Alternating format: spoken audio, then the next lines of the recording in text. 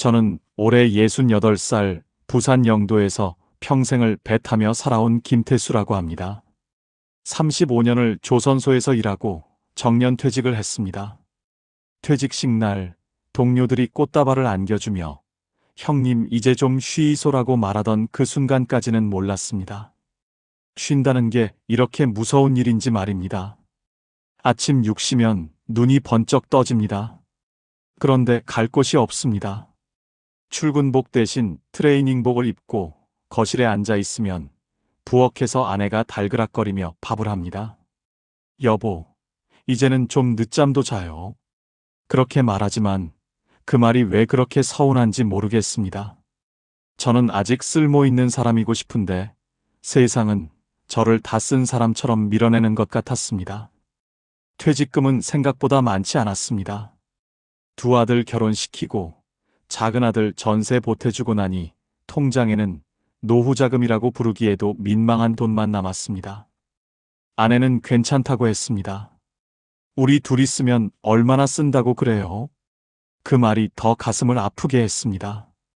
아내는 당뇨가 있습니다. 약값이며 병원비며 만만치 않습니다. 저는 밤마다 숫자를 세어보며 한숨을 쉬었습니다. 그러던 어느 날이었습니다. 우연히 집 근처 남포동을 걷다가 배달 대행 사무실 앞에서 발걸음이 멈췄습니다. 오토바이들이 줄지어 서 있고 60대는 넘어 보이는 사장이 사람들과 이야기하고 있었습니다. 요즘 어르신들도 많이 합니다. 시간제로 뛰면 돼요. 그 말이 귓가에 꽂혔습니다. 저는 그날 집에 돌아와 아무 말도 하지 않았습니다. 아내는 저녁상을 차리며 물었습니다. 왜 이렇게 말이 없어요? 저는 웃으며 대답했습니다. 그냥 바람이 좀 차네요. 하지만 제 마음은 이미 결정을 하고 있었습니다. 다시 일하겠다고. 누구에게 손 벌리지 않고 아내 병원비 정도는 제 힘으로 벌겠다고 말입니다. 며칠 뒤 저는 아내 몰래 배달 대행 일을 시작했습니다. 새벽 5시에 나가서 오전 10시까지만 하기로 했습니다. 아내가 잠든 사이 조용히 현관문을 나섭니다. 헬멧을 쓰고 시동을 걸 때마다 심장이 쿵쾅거립니다. 혹시라도 아내가 알게 될까봐, 혹시라도 사고라도 날까봐 두려웠습니다. 첫 배달은 미역국 한 그릇이었습니다. 따뜻한 국물이 넘치지 않게 조심조심 운전했습니다. 손은 떨리고 허리는 쑤셨지만 이상하게도 가슴이 뜨거웠습니다. 다시 누군가에게 필요한 사람이 된 느낌이었습니다. 그런데 그날 오후 아내가 제 작업복 바지 주머니에서 배달 영수증을 발견했습니다. 여보, 이게 뭐예요? 그 순간 저는 심장이 멎는 줄 알았습니다. 여보, 이게 뭐예요? 아내의 목소리는 낮았지만 떨리고 있었습니다. 저는 순간 아무 말도 할 수 없었습니다. 바지 주머니에서 구겨진 배달 영수증이 아내의 손에 들려 있었습니다. 그 얇은 종이 한 장이 마치 제 비밀을 낱낱이 고발하는 증거처럼 느껴졌습니다. 이거 그냥 동네 심부름 좀 했어요. 제 입에서 나온 말은 스스로 들어도 궁색했습니다. 아내는 가만히 저를 바라봤습니다. 그 눈빛에는 서운함과 걱정이 뒤섞여 있었습니다. 심부름이요? 오토바이 배달을 심부름이라고 해요? 저는 고개를 숙였습니다. 아내는 한숨을 길게 내쉬더니 식탁에 영수증을 내려놓았습니다. 여보, 당신 나이 몇이에요? 비 오면 미끄럽고 차들 쌩쌩 달리는 그 길을 왜 나가요? 그 말에 괜히 자존심이 상했습니다. 그럼 집에만 앉아서 당신 약간만 축내라는 말이요? 제 목소리가 커지자 아내의 눈이 커졌습니다. 그 순간 저는 제 자신이 너무 낯설었습니다. 평생 큰 소리 한 번 안 치고 살았는데 왜 하필 아내에게 이렇게 나를 세우는지 모르겠습니다. 나는 당신이 돈 못 벌어서 서운한 게 아니에요. 다칠까봐 무서운 거예요. 아내의 말에 잠시 말문이 막혔습니다. 하지만 저는 끝까지 고집을 꺾지 않았습니다. 나 아직 안 늙었어. 나도 할 수 있어. 그날 밤 우리는 등을 지고 잤습니다. 작은 아파트 방 안이 그렇게 넓게 느껴진 적은 처음이었습니다. 천장을 바라보며 저는 혼잣말처럼 중얼거렸습니다. 저는 가장인데, 아직 남편인데, 왜 이렇게 초라해졌을까요? 그 후로도 저는 일을 계속했습니다. 오히려 더 악착같이 뛰었습니다. 비 오는 날도, 바람 부는 날도 나갔습니다. 헬멧 속에서 제 숨소리가 거칠어질 때마다 이상하게도 오기가 생겼습니다. 누가 뭐래도 저는 쓸모있는 사람이라는 걸 증명하고 싶었습니다. 그러던 어느 날, 폭우가 쏟아지던 아침이었습니다. 부산 바다는 잿빛이었고, 도로는 물기로 번들거렸습니다. 그날따라 주문이 몰렸습니다. 치킨 2통을 들고 언덕길을 오르는데, 앞에서 택시가 급정거를 했습니다. 브레이크를 밟는 순간 오토바이가 미끄러졌습니다. 몸이 공중으로 붕 뜨는 느낌이 들었습니다. 그리고 아스팔트에 등이 3개 부딪혔습니다. 헬멧 안에서 숨이 턱 막혔습니다. 빗물이 얼굴을 타고 흘렀고 지나가던 사람들이 웅성거리는 소리가 들렸습니다. 어르신 괜찮으세요? 누군가 저를 부축했습니다. 저는 이를 악물고 일어나려 했습니다. 괜찮습니다. 배달해야 됩니다. 그 말을 하면서도 오른쪽 다리에 힘이 제대로 들어가지 않았습니다. 결국 병원 응급실로 실려갔습니다. 눈을 떴을 때 제 옆에는 아내가 서 있었습니다. 젖은 머리카락, 하얗게 질린 얼굴, 붉게 충혈된 눈. 아내는 제 손을 붙잡고 울고 있었습니다. 왜 나를 이렇게 불안하게 만들어요? 당신 없으면 나 혼자 어떻게 살라고? 그 말을 듣는 순간 제 가슴 어딘가가 무너져 내렸습니다. 저는 돈 몇 푼 벌겠다고, 가장이라는 자존심 하나 지키겠다고 제 옆에 있는 사람의 마음을 이렇게 찢어놓고 있었습니다. 그런데 그때 병실 문 앞에서 누군가가 조용히 서 있는 게 보였습니다. 낯선 젊은 남자였습니다. 정장을 입고 휴대전화를 쥔 채 저를 뚫어지게 바라보고 있었습니다. 그리고 그가 입을 열었습니다. 혹시 김태수 기사님 맞으시죠? 정장을 입은 젊은 남자의 목소리는 차분했지만 어딘가 단단했습니다. 저는 병상에 누운 채 그를 올려다봤습니다. 아내는 눈물을 훔치며 그를 경계하는 눈빛으로 바라봤습니다. 누구세요? 아내가 먼저 물었습니다. 저는 박준영이라고 합니다. 오늘 사고 장면 제가 다 봤습니다.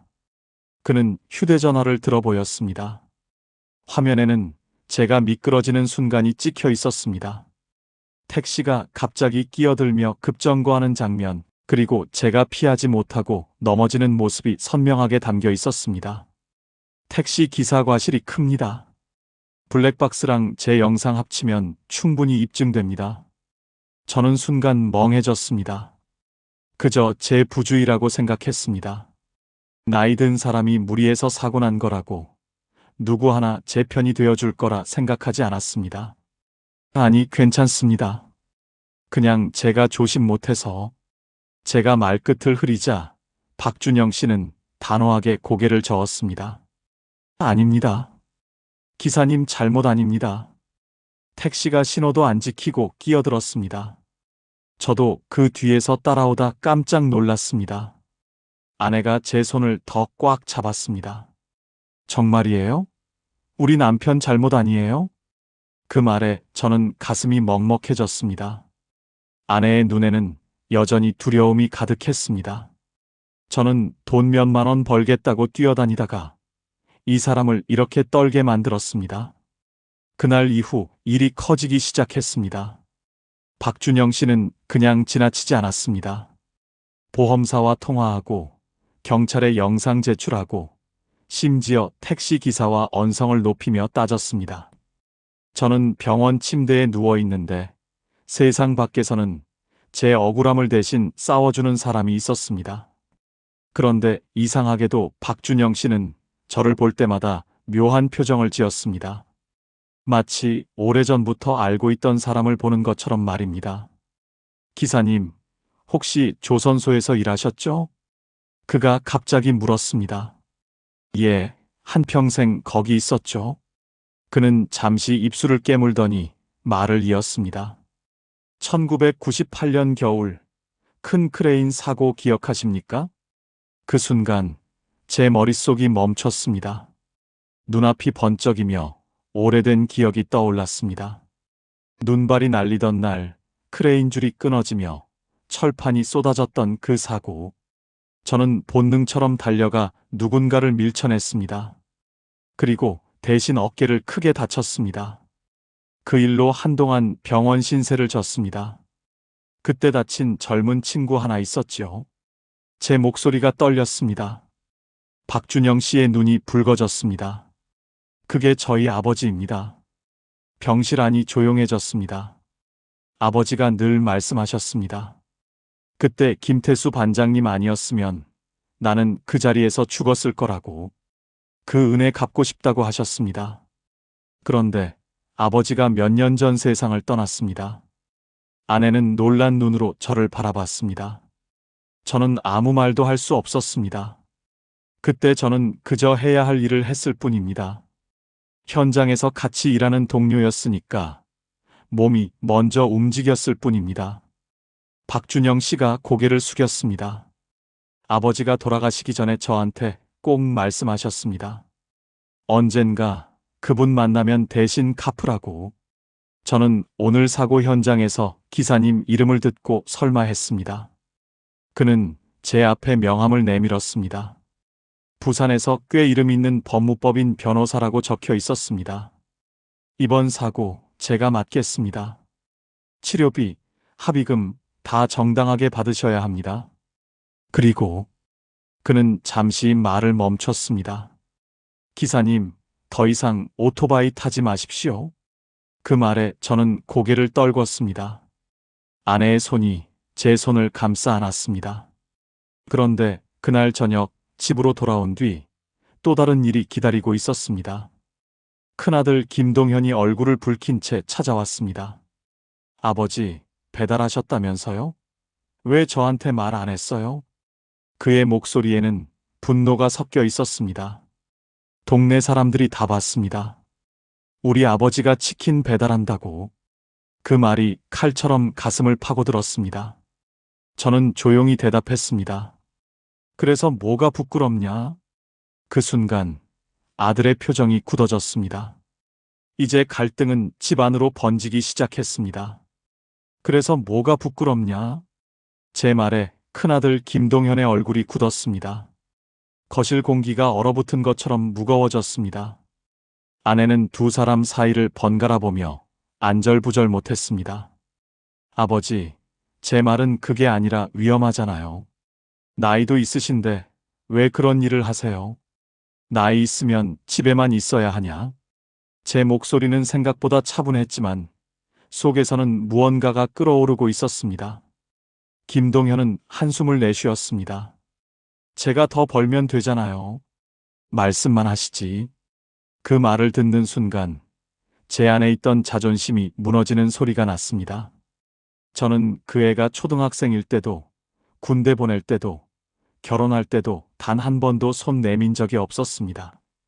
아버지라는 이름이 무거워도 저는 제 몫을 다했다고 믿고 살았습니다. 내가 너한테 손 벌리라고 그동안 일했냐? 제가 낮게 말하자 김동현이 말문을 닫았습니다. 아내가 조심스럽게 끼어들었습니다. 동현아, 아버지 마음이 그런 게 아니야. 그냥. 그때 제 휴대전화가 울렸습니다. 박준영 변호사였습니다. 기사님, 보험사에서 연락 왔습니다. 택시 쪽 과실 100% 인정됐습니다. 치료비 전액, 합의금까지 포함해서 생각보다 큰 금액 나올 겁니다. 저는 순간 말을 잇지 못했습니다. 김동현도 통화 내용을 들었는지 저를 바라봤습니다. 며칠 뒤 합의금이 제 통장에 들어왔습니다. 생각지도 못한 큰 돈이었습니다. 저는 통장을 한참 바라봤습니다. 그 돈은 단순히 사고 보상이 아니었습니다.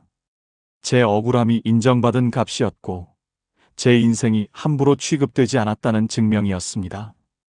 그런데 저는 그 돈을 그대로 두지 않았습니다.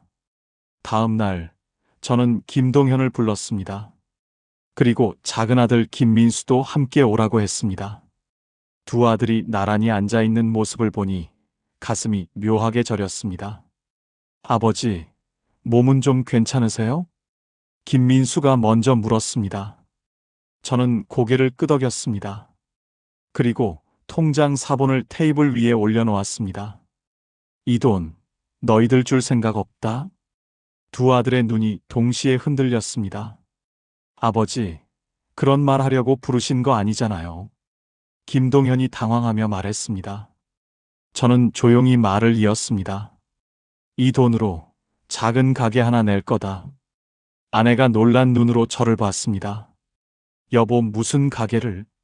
배달하면서 보니까 혼자 사는 노인들 많더라.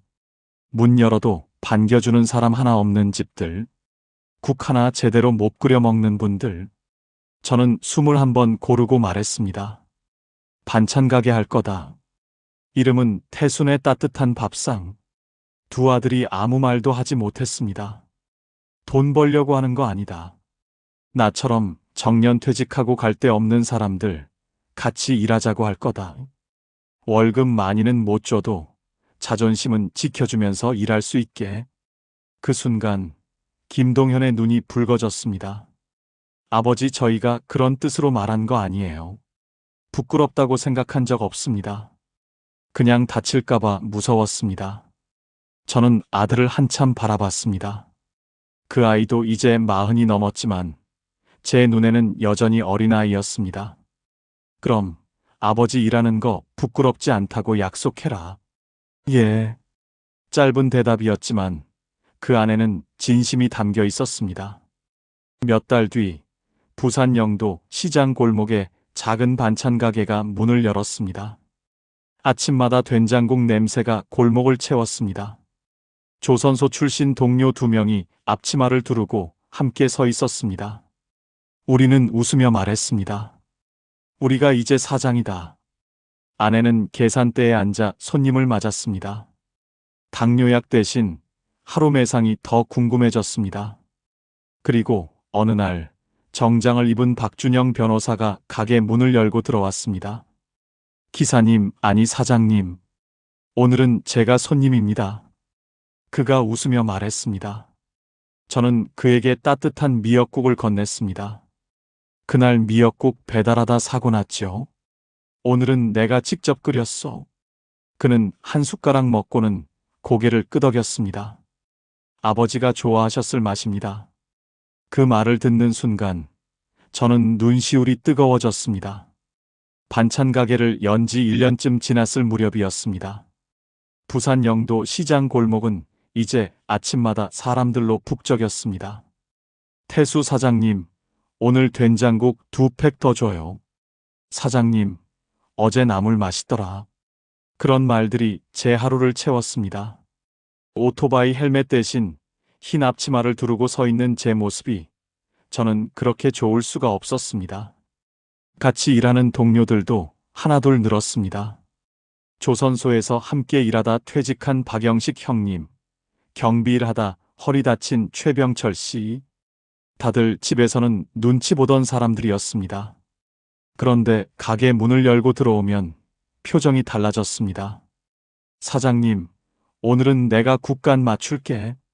서로 농담을 주고받으며 웃었습니다. 그런데 어느 날 뜻밖의 손님이 찾아왔습니다.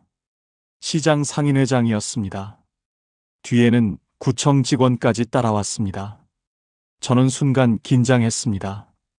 혹시 위생 문제라도 생겼나 싶었습니다. 김태수 사장님 맞으시죠? 예, 그렇습니다. 상인회장이 환하게 웃으며 제 손을 잡았습니다. 요즘 여기 소문 다 났습니다. 혼자 사는 어르신들한테 반찬 싸게 주고 형편 어려우면 그냥 주기도 한다고. 저는 머쓱하게 웃었습니다. 그냥 예전 생각이 나서 그렇습니다.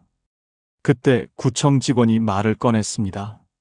이번에 우리 구에서 시니어 일자리 우수 모델 선정하는데 사장님 가게가 1순위로 올라왔습니다. 지원금도 나오고 추가로 어르신들 채용하실 수 있습니다. 그 말을 듣는 순간 가슴이 쿵 하고 내려앉았습니다. 저는 그저 아내 병원비 벌겠다고 시작한 일이었습니다. 자존심 하나 지키겠다고 버틴 선택이었습니다. 그런데 그 일이 누군가에게는 희망이 되고 있었다는 걸 그날 처음 알았습니다. 집에 돌아와 그 이야기를 하자 아내의 눈이 반짝였습니다. 여보, 봤죠? 당신 아직도 한창이에요. 그 말에 저는 웃다가 결국 고개를 숙였습니다. 눈물이 나올 것 같아서였습니다. 며칠 뒤 지역 방송국에서 촬영을 나왔습니다. 카메라 앞에 서니 괜히 어색했습니다. 기자가 물었습니다. 정년퇴직 후에 다시 일하시게 된 이유가 뭡니까? 저는 잠시 생각하다가 말했습니다. 쓸모없는 사람이 되고 싶지 않았습니다. 그리고 아내한테 미안했습니다. 아내가 옆에서 제 팔을 툭 치며 웃었습니다. 그 방송이 나간 뒤 큰아들 김동현이 회사 동료들과 가게에 찾아왔습니다. 여기가 우리 아버지 가게입니다. 당당하게 말하는 그 모습을 보는 순간 제 가슴이 벅차올랐습니다. 예전에는 우리 아버지가 배달한다는 말이 창피할까 걱정하던 아이였습니다. 그런데 이제는 제 이름을 자랑처럼 말하고 있었습니다. 그날 저녁 가게 문을 닫고 불을 끄는데 골목 끝에서 누군가 손을 흔들었습니다. 박준영 변호사였습니다. 그는 조용히 다가와 말했습니다. 기사님, 아니 사장님. 그날 사고 안 났으면 이 가게도 없었겠죠? 저는 고개를 끄덕였습니다. 맞습니다. 그날 넘어졌기에 내가 왜 일하는지 알게 됐습니다. 그는 웃으며 말했습니다. 아버지 대신 오늘은 제가 고맙습니다. 집으로 돌아오는 길, 부산 바다 위로 노을이 붉게 번지고 있었습니다. 저는 천천히 걸으며 생각했습니다. 정년퇴직이 끝이 아니었습니다. 쓸모가 사라진 게 아니었습니다. 다만 어디에 쓰일지 몰랐을 뿐이었습니다. 저는 이제 압니다. 가장의 자존심은 돈의 크기가 아니라 누군가의 하루를 따뜻하게 만드는 힘이라는 걸 말입니다. 그리고 오늘도 새벽 6시면 눈이 번쩍 떠집니다. 하지만 이제는 갈 곳이 있습니다. 저를 기다리는 국 냄새와 사람들의 웃음이 있습니다. 저는 여전히 가장이고 남편이고 사장입니다. 그리고 무엇보다 아직 한창입니다.